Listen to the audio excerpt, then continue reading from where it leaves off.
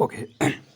तो अगला हमारा टॉपिक है जो मैंने आपको पहले ही बताया था कि काइनेटिक्स में आपको सिर्फ इक्वेशन याद रखनी है कि काइनेटिक्स डीएक्टिवेशन का क्या होता है। तो rate of change of activity with respect to time, उस कैटालिस्ट की एक्टिविटी कितनी, माइनस साइन क्या इंडिकेट कर रहा है, डिक्रीज, कि कैटालिस्ट की एक्टिविटी कितनी डिक्रीज हो रही है इज इक्वल्स टू किसके बराबर होता है, के टी सी आयोटा की पावर एन ए की पावर डी।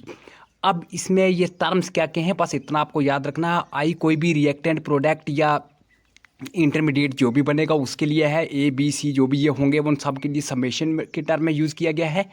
एन होगा कंसंट्रेशन डिपेंडेंसी क्या है, डी है ऑर्डर ऑफ डीएक्टिवेशन, किस ऑर्डर की डीएक्टिवेशन हो रही है, और के डी होता है डीएक्टिवेशन रेट कांस्टेंट। इस पर ज़्यादा क्वेश्चन नहीं है, बस एक ही इक्वेशन 2 मार्क्स में ये पूछी जाती है। अब जो एक बार कैटालिस्ट हो गया डीएक्टिवेट, यानी कैटालिस्ट ने काम करना बंद कर दिया, जब कैटालिस्ट की एक्टिविटी कमज़ोर होगी यानी कैटालिस्ट का काम करने की क्षमता कम होगी, तब हमने उसको कहा था कि कैटालिस्ट डीएक्टिवेट हो गया, और उस प्रोसेस को कहते हैं डीएक्टिवेशन ऑफ कैटालिस्ट। अब अगर इस कैटालिस्ट को हमने इकोनॉमी पॉइंट ऑफ व्यू से देखें तो इस कैटालिस्ट को वापस क्या करना है, रीजनरेट करना है, तो उसको कहते हैं रीजनरेशन ऑफ कैटालिस्ट। तो टॉपिक है रीजनरेशन ऑफ कैटालिस्ट।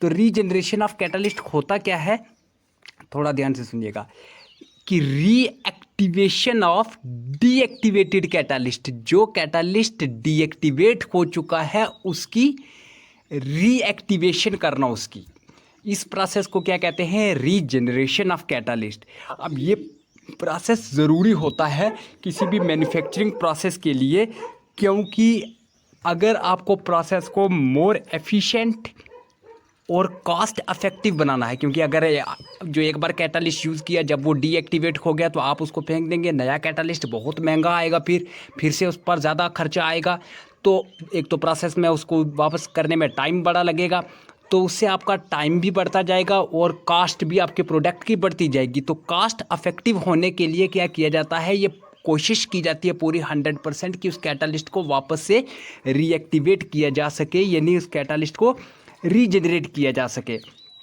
इसलिए इस प्रोसेस को कहते हैं रीजनरेशन ऑफ कैटालिस्ट, कि जो कैटालिस्ट डीएक्टिवेट 4 तरीक़ों से हुआ था, मैंने आपको बताया था कि कैसे कैसे डीएक्टिवेट हो सकता है।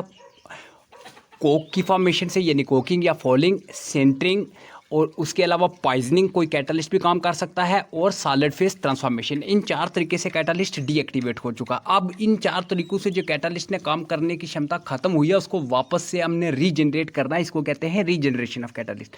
जनरली 4 तरीके होते हैं, जब आपके पास कैटालिस्ट डीएक्टिवेट हो जाए तो उसको डीएक्टिवेटेड कैटालिस्ट को ट्रीट करने के हमारे पास 4 तरीके होते हैं।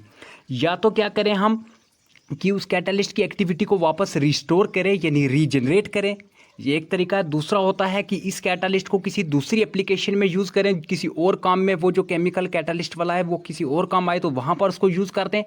या फिर क्या होता है कि कैटालिस्ट के बीच में से इम्पॉर्टेंट और एक्सपेंसिव जो महंगे वाले कंपोनेंट हैं वो हम निकाल दें, बाकी वालों को फेंक दें। या फिर चौथा तरीका होता है कि कैटालिस्ट को डिस्कार्ड कर दें, फेंक ही दें और एक नया कैटालिस्ट ले आएँ। ये जो चौथा तरीका है ये बहुत रेयर और लास्ट ऑप्शन होता है, क्योंकि इससे पोल्यूशन भी बहुत बढ़ जाती है। और जो पहले वाला तरीका होता है ज़्यादातर यही प्रेफर किया जाता है। अब कैटालिस्ट रीजनरेट करेगा या नहीं करेगा ये डिपेंड करता है कि वो डीएक्टिवेट कैसे हुआ था, यानी regeneration depend upon reversibility of deactivation, की जो डीएक्टिवेशन जो प्रोसेस, जो कैटालिस्ट की एक्टिवेशन खत्म हुई थी, डीएक्टिवेशन जब हुई थी, वो डीएक्टिवेशन वाला प्रोसेस रिवर्सिबल है या नहीं है, यानी वो वापस से रीजनरेट हो भी सकता है या नहीं। तो वो प्रोसेस की रिवर्सिबिलिटी पर डिपेंड करता है। जैसे फॉर एग्जांपल कोकिंग, जो कोक बनता है उसके कैटालिस्ट के सरफेस के ऊपर, ये रिवर्सिबल होता है। तो जो कैटालिस्ट डीएक्टिवेट होता है बाय कोकिंग, इसको रीजनरेट किया जा सकता है हीट करके, किसी भी गैसेस के साथ हीट करके। इसको गैसिफिकेशन कहते हैं प्रोसेस को, कि आप क्या करें, हाइड्रोजन, वाटर वेपर या ऑक्सीजन वगैरह के साथ इस कैटालिस्ट को हीट करें किसी ऑप्टिमम टेम्परेचर के ऊपर, तो वो वापस से कोक जो है कार्बन कंटेंट गैस बनकर, कार्बन डाइऑक्साइड या मोनोऑक्साइड बनकर उड़ जाएगा, तो कैटालिस्ट वापस से रीजनरेट हो जाएगा। अब जो सेंटरिंग वाला प्रोसेस था डीएक्टिवेशन का, ये इरिवर्सिबल होता है। तो इसमें क्या किया जाता है, सिर्फ इंपॉर्टेंट जो कीमती कंपोनेंट होते कैटालिस्ट के वो निकाल कर रिसाइकल किया जाता है, पूरा कैटालिस्ट जनरली यूज़ नहीं किया जा सकता। पॉइजनिंग जो प्रोसेस था जहाँ पर कैटालिस्ट के एक्टिव साइट के ऊपर आकर दूसरा सब्सटेंस जुड़ जाता था, तो पॉइजनिंग जो होती है वो पॉइजन को सिलेक्टिवली रिमूव किया जा सकता है कभी कभी केमिकल से वॉश करके, केमिकल वॉशिंग के थ्रू, या मैकेनिकल तरीके से, या हीट ट्रीटमेंट करके, इन तरीक़ों से उसको किया जा सकता है। और अब ये जो डिसीजन होता है कि कैटालिस्ट को फेंक देना है या उसको रीजनरेट करना, डिस्कार्ड करना है या रीजनरेट करना है, ये डिपेंड करता है रेट ऑफ डीएक्टिवेशन के ऊपर। ध्यान से सुनना कि कितनी स्पीड से कैटालिस्ट की डीएक्टिवेशन हो रही है। अगर कैटालिस्ट 4 दिन के बाद कैटालिस्ट डीएक्टिवेट हो जाता है तो हर 4 दिन के बाद नया तो नहीं डाला जा सकता। तो अगर कैटालिस्ट की डीएक्टिवेशन बहुत तेज़ है तो उस केस में हमें इकोनॉमिक पॉइंट ऑफ व्यू से ये नेसेसरी हो जाता है कि हम उसको रीजनरेट करें। अगर कोई कैटालिस्ट 2-4 साल में जाकर कभी ख़त्म होता है तो उसको नहीं भी रीजनरेट करेंगे, उसकी जगह नया भी आ सकता है, वो उतना ज़्यादा इकोनॉमिक लॉस नहीं करता है। तो कैटालिस्ट की डीएक्टिवेशन की क्या स्पीड है वो डिसाइड करती है कि रीजनरेट करना है या नहीं करना है। यानी डीएक्टिवेशन अगर फास्ट है तो it is necessary to regenerate from economic point of view. अब डिस्कार्ड जो होता है वो पोल्यूटेंट, अगर कैटालिस्ट के बीच में कोई पोल्यूटेंट है जैसे हैवी मेटल्स वगैरह हैं तो वैसे कैटालिस्ट को डिस्कार्ड करना भी मुश्किल होता है। एनवायरमेंटल पॉइंट ऑफ व्यू से भी उसको फिर फेंका नहीं जा सकता है, उससे अवॉइड किया जाता है। अब रीजनरेशन कैसे कैसे की जाती है, ये रीजनरेशन की टेक्निक सुने आप। 2-3 तरीके होते हैं। या तो अगर डीएक्टिवेशन बाई कोकिंग हो रही है, कोक बन के डीएक्टिवेशन हो रही है, तो रीजनरेशन कैसे की जाती है? बाई गैसिफिकेशन, कि आप उनको किसी सर्टन ऑक्सीजन हाइड्रोजन के साथ हाई टेम्परेचर पर हीट करें।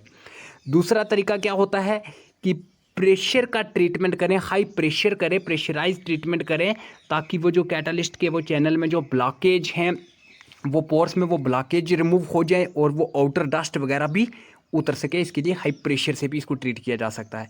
या फिर कैटालिस्ट के टैंक के बीच में वो वॉश किया जाता है, वॉशिंग किया जाता है सरफेक्टेंट या आयन एक्सचेंज मटेरियल डाल के, कोई एसिड बेस या इमल्सीफायर डाल के, ताकि वो जो कैटालिस्ट के सरफेस के ऊपर एल्कली मेटल डिपॉजिट कर चुके हैं उन एल्कली मेटल के साल्ट को रिमूव किया जा सके। या फिर जो स्पेंट कैटालिस्ट है, जो कैटालिस्ट डीएक्टिवेट हो चुका है सरफेस के ऊपर से, उसको भी साफ़ किया जा सके, रिमूव किया जा सके।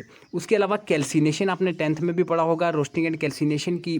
तो कैल्सिनेशन, लो हीटिंग पर कैल्सिनेशन भी की जाती है ताकि जो डिकम्पोज किया जा सकते salt of active catalytic material को उनके ऑक्साइड में, तो इसके लिए कैल्सिनेशन का प्रोसेस भी यूज़ किया जाता। तो इन तरीक़ों से हम कैटालिस्ट को रीजनरेट कर सकते हैं। इसके अलावा मैं आपको 1-2 चीज़ें और बता दूं। एक और पेज में आपको इसके साथ में सेंड करूंगा जिसमें आपने सिर्फ ये देखना कौन से प्रोसेस में कौन सा कैटालिस्ट यूज़ होता है। तो ये थे प्रोसेस कैटालिसिस का। कैटालिसिस ख़त्म हो गया है। नेक्स्ट यूनिट हम पढ़ेंगे केमिकल एक्सप्लोजन। अगर किसी को कोई दिक्कत होगी तो वो पूछ लेना।